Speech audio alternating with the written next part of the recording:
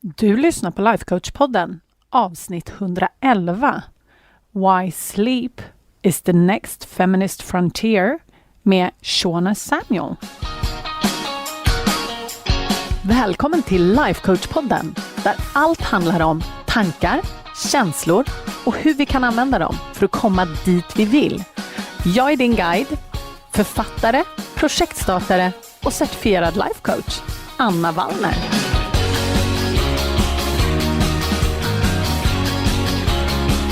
Hej på er! Idag är jag superglad att meddela att jag har Shawna Samuel med mig på podden. Och hon är coach primärt, skulle jag säga, för karriärskvinnor som försöker få ihop livspusslet. Och hon har en podcast som heter The Mental Offload. Och den är verkligen helt perfekt för dig som jobbar mycket, kanske känner mycket krav, känner av socialiseringen som vi har fått av kvinnor. Du vet, ta hand om familj, ta hand om barn, man ska ta hand om sig själv. Hela den här kravsituationen, då är The Mental Offload helt fantastisk. Och det var när jag lyssnade på Shawnas 9:e avsnitt, tror jag det var, som jag verkligen så här, men det här måste vi prata om även här på podden. Jag vill introducera henne till er så att ni kan lyssna på hennes podcast också. Och det avsnittet heter Why Sleep is the next feminist fronteir. Och det resonerade så hårt med mig och allt Shawna sa. Så att jag kontaktade henne omedelbart och sa, snälla Shawna, du måste komma på podden. Och lyckligtvis så gick hon med på det. Så utan further ado, här är Shawna Samuels. Hi, Shawna. I'm so glad to have you on the podcast. It's incredible. It's such an honor. And before I lose myself, because I've done that before when I have guests on the podcast and go into a complete rant. So please, before I do that, can you introduce yourself to my listeners? Of course. And I'm so excited to be here. I understand, I think I'm guest number 4 on the podcast. Yes. And so the honor is really all mine. I'm really excited to have this conversation with you. So for the world of Anna Wallner's listeners, I'm Shawna Samuel. I am the founder of the Mental Offload, which is a coaching practice for working moms worldwide. I work mainly with clients who are in demanding professional roles and are trying to balance raising kids with busy work lives. So that's a little bit about what I do, but I come to this work from a pretty long corporate career in financial services. And so I bring a lot of what I learned over the course of MBA studies and work at a demanding level in finance to the work that I do now. It is so cool. It is so cool. Thanks. And you have also started an absolutely fantastic podcast called The Mental Offload. Yes, indeed. The Mental Offload podcast. And that launched in January. And we're about 10 episodes in, and it is wonderful. So much fun. It is so fun, isn't it? Yes. And I have been listening to it from the start, of course, and I've been thinking about asking you to come on the podcast. But now when I listen to, I think it was episode number 9 or something, I was like, okay, seriously, we need to talk about this. I mean, you bring so many different topics to your podcast and they are all super good. But it was like that one sort of kind of punched me in the gut a little bit. So here we are. We are going to talk about it today. And the topic is sleep. We're going to talk about women and our sleep. And it's so important. And maybe we don't think about it that much, but let's just say that it's important. And Shawna has all the details. Well, I'm excited to talk about this topic in particular because when I was thinking about this episode, some comes directly out of my life and my clients' lives. I titled the episode Sleep is the Next Feminist Frontier because for me, it's an issue that I've seen a lot of people just put on the back burner. Like, sleep, yes, it has to happen. Don't really think much about it. Don't really do much about it. But it is a real problem. And we're going to get into all the juicy stuff about sleep. But I really do think it's super important to talk about because we don't do that much thinking about this. And as well, I'm sure we'll get into this today, but I really think that it's kind of the gateway issue for a lot of what we face in terms of preventing burnout and being able to do our best work in the world. So for me, it is a major feminist hot topic. Absolutely. And it's so what do you say? It's multifaceted. I can't say that word. But when you start to look at it, it's like, oh, it's sleep. But then when you start to sort of poke around, you realize that we are affected by so many different things, both externally and internally. And also when we don't sleep, it affects us so much also when it comes to our output and our mental health. And it's so big, the topic, even though we might not think so in the beginning. So what do we look at? I mean, when we look at sleep and women, why is it that it's a problem for women, you would say? Yeah. Well, maybe I'll start just by taking one step back because I think sleep is a problem for many people, not only women, but, if you look in most cultures right now, we have what's called sleep debt. And the idea of this is just that ideally the folks in the know recommend that we get about 7 to 9 hours of sleep per night. And in most cultures, especially Western cultures, we're not getting that much sleep.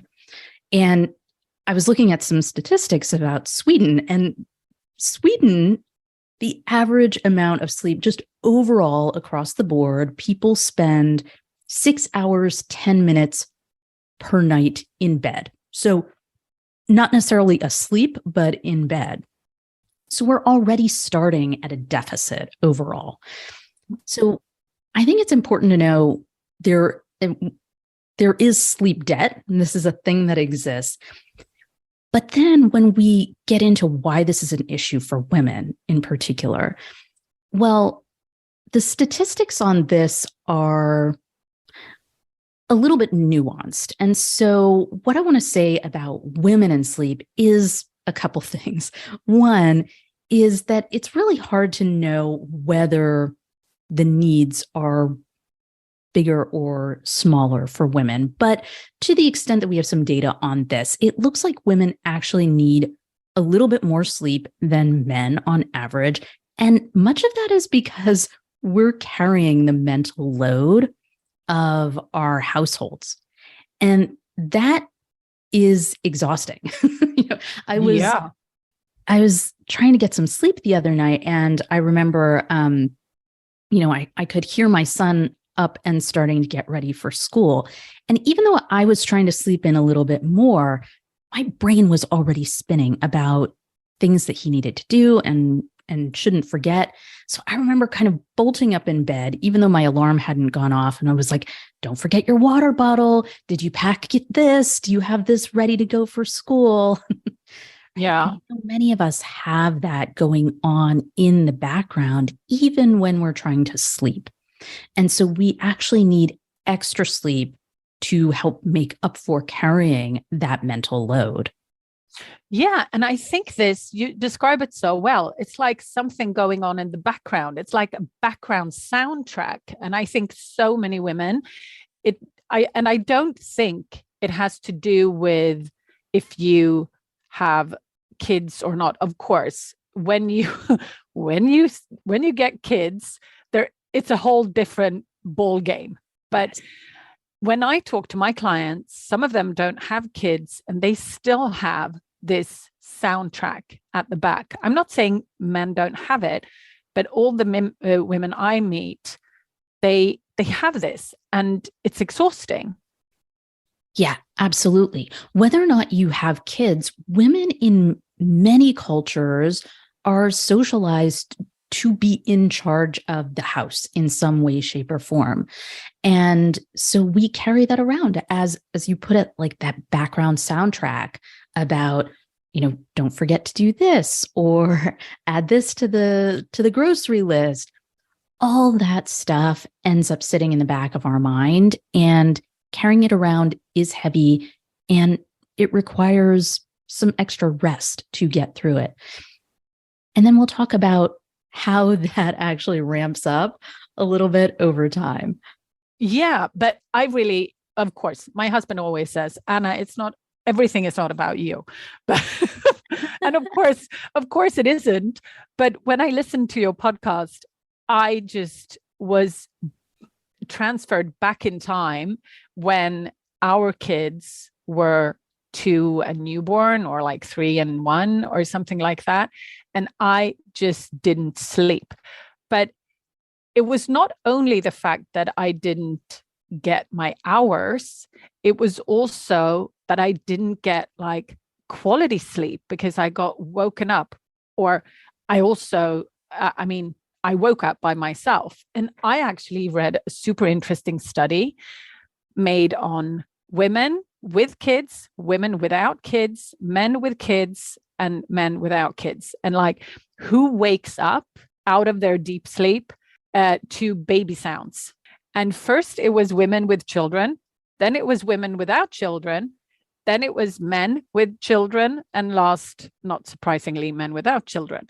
So even though you don't have children, that is like a noise that will, like you say, bolt you out of your sleep. And I woke up at like sounds that my husband never, ever even heard. Right. Oh my goodness. Yeah, so true, right? We end up waking up even against our own best intentions. Yeah. Yeah. So it's not only the fact that we don't sleep that many hours, it's also, and you talk about this in the episode. People, you will have to go and listen to that episode too on the Mental Offload. I'm just saying that. But you talk about this alertness that we get less quality of sleep because we prioritize other people's needs even when we're sleeping. Yes. Yes. And that comes straight out of the research. And like you said, the result of that is that we are often, whether or not we have children, we often end up with very fragmented sleep. So we might be getting a certain number of hours of sleep, but it might not even be a high quality sleep. So this has all kinds of effects on how we then perform during our waking hours. But I mean, if we look at it, it's so we don't get the amount of sleep hourly wise that we need. We don't get the quality we need. And we do wake up, even though maybe we don't want to. But then I also find that I say we as a collective seem to be bad to prioritize our own sleep. Or? Yeah. And what I think is so interesting about this is that, and I'd love to hear about your experiences as well. When I talk to women, there seems to be an undercurrent of people saying things like, well, I know I need to get more sleep, or I really should prioritize my sleep.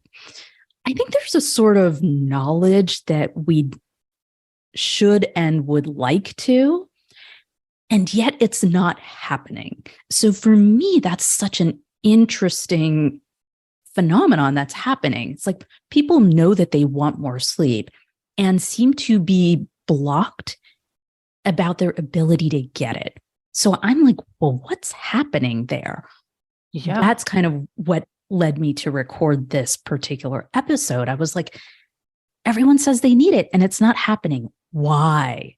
Yeah. The clients I I talk to, there are so many things that they feel, and I include myself in this, they feel like they have to do before they are allowed, in sort of air quotes, to go to bed. And it's not like anyone else has an opinion on this. It's not like their husband tells them, oh, you need to clean the kitchen before you go to bed. It's not that. It's just like, oh, now everybody is sleeping, so I should take the time to fill in the blank. And there's so many things that we should do, or that we tell us that we should do, that we just end up at the bottom of the priority list all the time. Yeah, 100%. I think I've seen like kind of two ways that this ends up playing out in people's day. One is what you're describing, which is I can't even get into bed until I've gotten through all the other things on my to-do list, whether it's, cleaning up the dishes or, getting something ready for the next day. So it's going through the other items on the to-do list.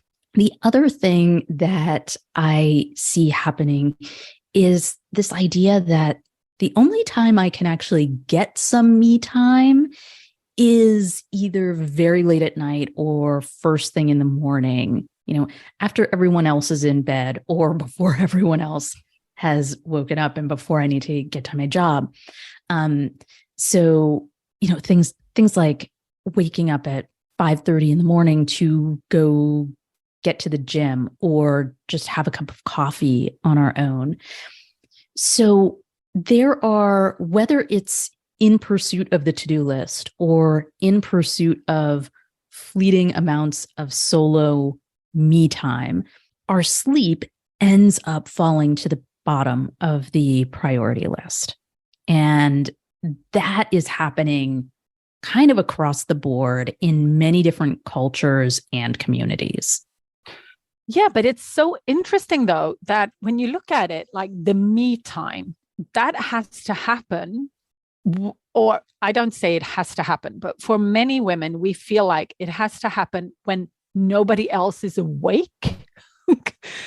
Because when people are awake, our main job is to cater for everybody else, or at least be present, even though if we don't cater at the moment, it's like, oh, I should be there if anything happens. So then it's just another way of squishing ourselves out in the margin. 100%, Anna. I think that one of the things that we see, and this comes directly out of our socialization, is that we are not, quote unquote, supposed to take time for ourselves if it's at the expense or making someone else's life uncomfortable. And those someone else's, they could be our kids, they could be our spouses and partners, they could even be our colleagues and our bosses in some case. But we've been socialized to believe that everyone else's needs should be met before our own. And so then, of course, if we're working off that socialization, the only quality me time that we can get is when we're not inconveniencing anyone else.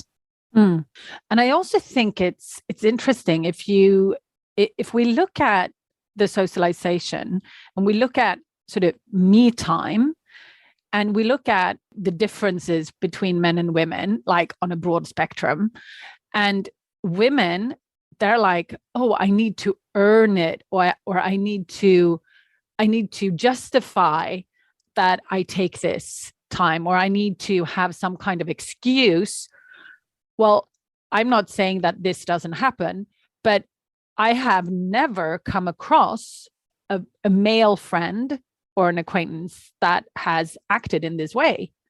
They're just like, I'm going off to play rugby. See you in 2 hours. Bye. And there's no excuse. There's nothing. And I'm not saying that this is a bad thing, but it's just interesting that many of us at least, make excuses, or I don't know. It's like we're not allowed to own our own time. It's not our time. So when we take some time, it's like we take time from someone else, which is frankly absurd. Yeah. Yeah. Right. But it seems so logical in the moment. Yeah. And then we kind of see the knock-on effects, which is that if we only are quote unquote allowed to take time for ourselves when it doesn't inconvenience anyone else, then that typically ends up coming at the expense of our own sleep. That's the only block of time left, right? And what we tend to ignore is that we need both things. We need rest, true shut-eye when we are out and our bodies are recuperating. And we also need time for ourselves when we are awake, when we're doing things that restore us psychologically and emotionally and mentally, intellectually. So we need both of those things. And I think for many of us, we're trying to do one at the expense of the other. Yeah. But when we don't do these, I mean, we don't sleep enough, and we don't recuperate in other mental ways that we can. What is the result when we do this? So I think there are a couple of results here that are unfortunate. And I'll talk about the really immediate result, which is that when women operate in this way for too long, that sort of accumulated sleep debt can send us on the path to burnout. Because what we are losing, we're losing the resources to then both go out and perform our best the next day, but also we're just more tired. We do not have the energy that we need to keep going. So there's that really immediate effect, which is that this impacts our performance and it can lead us down path to burnout. I think there's another thing that happens in terms of results that's really disconcerting. And this is, again, one of the reasons why I think this is such a feminist issue. When you start to introduce things like, for example, having a partner or having kids into the equation, one of the things that I've noticed, and this became, I think, a huge issue during the pandemic, but it also typically happens right when you introduce a young child. If you are in a heterosexual relationship and you are the breastfeeding partner, often we start to be the one who does the night wake-ups, for example. And if you're the breastfeeding partner and you're the only person who can do that role, then that is understandable. But the problem is when that starts to become a habit, right? When we really start to say, well, I'm going to be the one who is taking on all the night wake-ups, even if it's to change a diaper. And then that sort of turns into, well, I'm going to be the one who gets up early and makes sure that everything is ready to go before childcare drop off. It becomes, the other person really needs their sleep, because if they're the higher earner in the household, their sleep becomes more important. All of this starts to set up an inequality of sleep within the household about whose sleep is more important, whose quality of sleep really matters. And then what starts out as an inequality of sleep becomes kind of the gateway to unequal uses of time, even during waking hours. So I think that the sort of knock-on effect of all of this is huge. And that's why it's so important that we take a look at it and catch it before it starts to snowball into inequality in our relationships overall. Yeah, but I think what many women have experienced is the snowball effect. It's like, okay, I'm the breastfeeding person. That's what I do. And then, like you say, then it spills over into other areas. And also, I mean, a lot like this study that I brought up with, like, who wakes up first when the child makes a noise. I've heard it over and over again, women saying like, yeah, but if I'm going to wake my spouse up, I mean, for me to wake him up, make him react that something is happening, make him move and actually comfort the baby and put the baby back to sleep. One, I could have done it myself in less time. Two, I won't be able to go back to sleep anyway, because I will just lie there and listen to them trying to or him trying to put that baby asleep. So it's like you can't win, because even though you make your partner go and do it, we are unable to sleep anyway, most of us. Mm-hmm.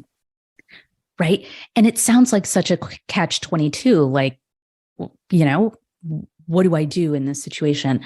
And this is where I think that really doing some thought work is such a huge tool that we have and an advantage that we have. Because one of the things I mentioned in the podcast episode is like, if you just say to yourself, well, I know I need to get 8 hours of sleep, so I'm just going to go and try to make time for it. And we don't actually address any of those beliefs, any of that socialization. What ends up happening is that we're just kind of lying in bed, really annoyed, not able to fall asleep. And we still have that to-do list going in the back of our heads. So I think it's really essential that we start to challenge some of our beliefs about what we're entitled to, who does what. And when it comes to the belief that, like, I could wake up my husband, but I would still be awake and then nothing would really change, I think that's a belief that's absolutely worth challenging and worth changing, because it may well be the case in the short term that you're going to have 2 awake people for that night or a couple of nights. But here's another study that I keep coming back to when I think about this. And it's really disquieting in some respects. It's not about sleep at all. They did a study in the US, I believe it was, and it was on children who had very unfortunately drowned in a swimming pool. Now, the data on this is really strange, and this is why I'm going to bring this up here. They found that a child was actually more at risk of drowning in a swimming pool when there were 2 people watching over the child and not just one. Which sounds really weird, sounds really like bizarre, right? Why would that be the case? When they look at it, one of the reasons behind it is that each person, when there are 2 people, each person assumes the other one has it. So it comes right back, and I bring this back to sleep because this comes really back to the role of socialization. If you as the woman are expecting that you're supposed to be the person waking up, and if the other person is thinking someone else has it, those beliefs, that socialization, that ends up informing how we behave. Yeah. Even at night, even when it comes to wake-ups. So I think one of the things that we need to do in our households, we need to start by challenging our own beliefs around this. And we need to start to then challenge those beliefs within our household and start to think about, well, what if I don't have to be the person who's got it? And really tactically, that could look like putting your husband, if you're in a heterosexual partnership, putting your husband or your spouse in charge of certain nights or certain times. I know some couples who are like, I've got 10 p.m. to 2 a.m. My partner has 2 a.m. to 6 a.m. And so just being really clear about who is the person in charge. Because again, if we don't challenge that and we don't start to have explicit conversations, then we're going to default to having people in our household potentially think someone else has got it. Yeah, 100%. And also, what I think is so interesting when we look at the socialization that many of us are completely swamped in, is that with this caring, and we're turning ourselves upside down and inside out to be enough for everyone, what happens, I see a lot of the time, is that we get annoyed and irritated and a little bit bitter because we feel stuck in this role. And we can see it from like intellectually, we can see that this is not good, but we don't have the capacity because of our belief systems to take ourselves out of it. And I've seen it again and again. And so many women come to me and talk to me about this. Like they can hear themselves say, like after, or say, wake up. And they can hear themselves say, no, it's fine, honey, I'll take him. Or they will say after dinner, no, it's fine, I'll clean up. And then they go like, why am I saying that? It's insane. Everybody can help, but no, they hear themselves say it, even though they don't want to. Right? Isn't that funny? That default socialization just starts to kick in. And before we even think about it, the words come out of our mouth and we're like, what did I just say? Yeah. Did I just say I was going to do the dishes? What? And we know that we are a part of the equation. It's not everybody else's fault, but it's so interesting that we have it in us and we try to break it and we don't want it. But yeah, it's so difficult, and it leaves us being irritated and annoyed.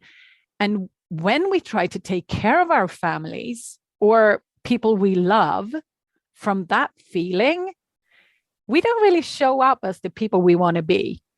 So nobody wins in this game. When we play the game like this, everybody loses because the spouse and the kids, they get an annoyed and irritated and sleep deprived mother/wife. And we feel like crap as well. So what should we do? Shawna, tell us, what should we do about it? Well, I just want to come back to something that you just said, which I think it deserves to be said again because it's so important and so profound.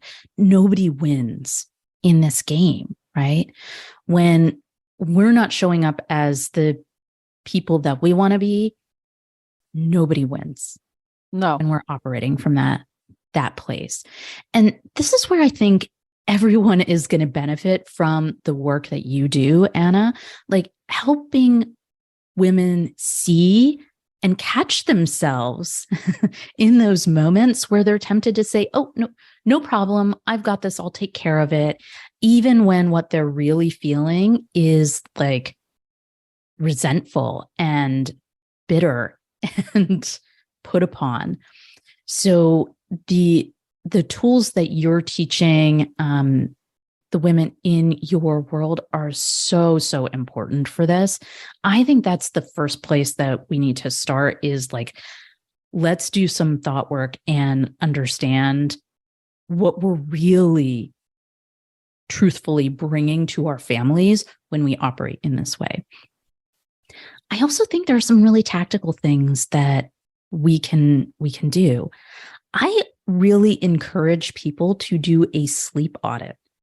And I talk about this a little bit more in the podcast episode, but sleep audit, the idea here is really just looking back, even over the past week, and saying, how much sleep am I getting per night versus how much sleep would I ideally like to be getting? And in this day and age of wearable devices, sometimes we don't even have to do that much work to do a sleep audit. It's all right there on our wrist. But I think really just getting factual about where am I right now? Where would I like to be? And then making a plan to close that gap. So again, the two of those things together, the sleep audit plus the thought work, I think are super important, because otherwise you're probably either just not getting enough sleep and being upset about it and slowly kind of grinding yourself down and developing health problems because of it. Or if you're trying to just change your sleep without doing the thought work, again, this is where we sometimes just end up in bed and we're in bed, but our eyes are wide open and our mind is racing. And we're like, I'm here, but I'm not getting any sleep. And that's typically when we're like, well, I should just go get up and sweep the kitchen floor since I'm not going to be sleeping anyway. Right. So we have to put those two things together to really start to attack the sleep issue. Yeah, that is so good, because there's a lot of women that I know you meet as well. They have this problem with the racing brain and they have no idea how to stop it. And thought work is so crucial, because when you learn to do it, and I always tell my women, you need to self-coach. You need to self-coach if you want to progress. Because of course, I work with them and I love doing that, but it's still the main bulk of the work you do yourself in your self-coaching. And when you learn how to do that, you can stop your brain when it starts to do that and go on a complete rampage. Because when it's in that set, then it's impossible. Of course, you can't sleep. Yeah. Yes. And that's the moments when we start to sabotage ourselves and sabotage our best laid plans of getting more sleep. Absolutely. I think that with the sleep audit, it's like so practical. Like, look at how many hours you get and see if that's enough for you. Because I've felt, I must say, that during this winter and also starting in like the autumn, I felt that I needed more sleep. Normally I wake up really early, but I have not been able to do that. But earlier years, I just sort of pushed through and I was like, no, I'm doing this. But thanks to thought work and all the things, the coaching and all the things, now I actually tune inward and listen to my needs. And I'm fine with sleeping more when my body tells me that I need to. But this is a problem for so many women. And I think that's why we have the numbers of burnout. If you look at women versus men, it's super clear that the burnout issue is mainly female. Yes. Yeah, you are absolutely right. And even beyond burnout, what we know about sleep deprivation is that this can have long-term health consequences on things like our cardiac health, on things like diabetes, even on things like car accidents. Like, it sounds really basic, but a lot of car accidents are caused by people who do not have enough sleep, who are behind the wheel of an automobile.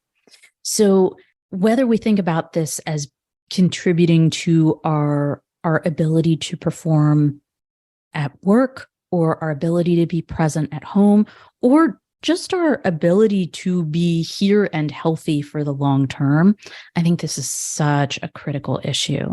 And in the podcast, I give some tips for how to go about changing your sleep schedule if you decide that you want to kind of close that gap in the sleep audit. So I totally recommend going and actually doing that. Yeah. Yeah. For sure. So I think, Shawna, we should wrap up with that. Like, if they want more practical tips when it comes to how to close the gap, you lovely ladies, you need to go and listen to the Mental Offload podcast because Shawna is absolutely fantastic. So Shawna, apart from that, before we wrap up, is there anything we've forgotten apart from the fact that you need to tell everybody where they can find you in the socials and all of the things? But talking about sleep, is there anything we've forgotten? Yes, there is one thing I came to think about. You talk about we as female leaders, we need to promote sleep so we can operate at our best. Do you have anything to add to that? Yeah, absolutely. I think that, and the way that I think about and talk about sleep is that this is the barometer for how we feel about ourselves and our own worth. And so as female leaders, if we are regularly making decisions that leave us operating at less than our best, then there is just no way that we can fulfill our potential in this world. And that's why, from my perspective, the way I think about sleep is that this is a feminist issue, because if we are not actively choosing to promote the basic things that will help us operate at our best, there's going to be no way that we can close the gaps that exist in society in terms of representation for women at all levels and in all professions. So I really do think this is a very important place to start. And it's something that every one of your listeners, everyone in our society can actually do for themselves. So it's super important. Super good. So everybody listening, next time you think about your sleep, don't only think about yourself, but think about the collective. We need you to sleep for the greater good, let's say, because if you sleep and you don't burn out, you will work at your absolute best and come up with the ideas that you were uniquely designed to have. And we need you. So go and get some sleep. That was so good. Yeah, because that's we almost forgot to say that. So good that we paused and actually remembered. Yeah. But Shawna, where can people find you? Because you have such a fantastic way of coaching people. I know, since I've been coached by you on several occasions, and also your podcast and your socials. Tell people where can they find you? Absolutely. So people can find me on the Mental Offload podcast. It's available on all the big podcast players, and also on the socials. I would love to meet anyone who is interested in topics of the mental load and work-life balance. So I post a lot about this on Instagram. I'm mental_offload. I'm also on Facebook as the Mental Offload, and I'm on the web at thementaloffload.com. It's splendid. I will, of course, put all of that in the show notes. So you guys, women, ladies, have to stop saying that. It's an American thing. You just say guys, and it's like, you mean everyone. No, seriously, ladies, I'm going to put all of those notes in the program notes, in the show notes, so you don't have to remember them. So that'll be so good. Fantastic. Anna, thank you so much for inviting me here today. It is a pleasure and an honor to be on your podcast and have what I think is a really important conversation. So thank you again for inviting me and for talking about sleep. Well, thank you for making time and coming on. And I am sure that you will be back and we will talk about new things. That would be wonderful. It'll be so good. Thank you so much, Shawna. Have a super day. Thanks, you too. Bye. Bye. Så det var helt enkelt Shawna. Alltså hon är så fantastisk. Hon låter mild och vän, men hon är ett sånt powerhouse. Du skulle bara veta. Så är det så att du vill följa Shawna på Instagram eller på hennes hemsida eller var med på hennes nyhetsbrev eller vad som helst, så är det the mental offload du letar efter. Och jag lovar att jag lägger allting nere i anteckningarna, så att är du på Apple eller Spotify eller någonting så kan du bara gå in på avsnittet och så kommer allting stå där. Så med det sagt, kära vänner, se till att ni får ordentligt med sömn. Det är A och O. Och sen så hörs vi nästa vecka. Puss och kram!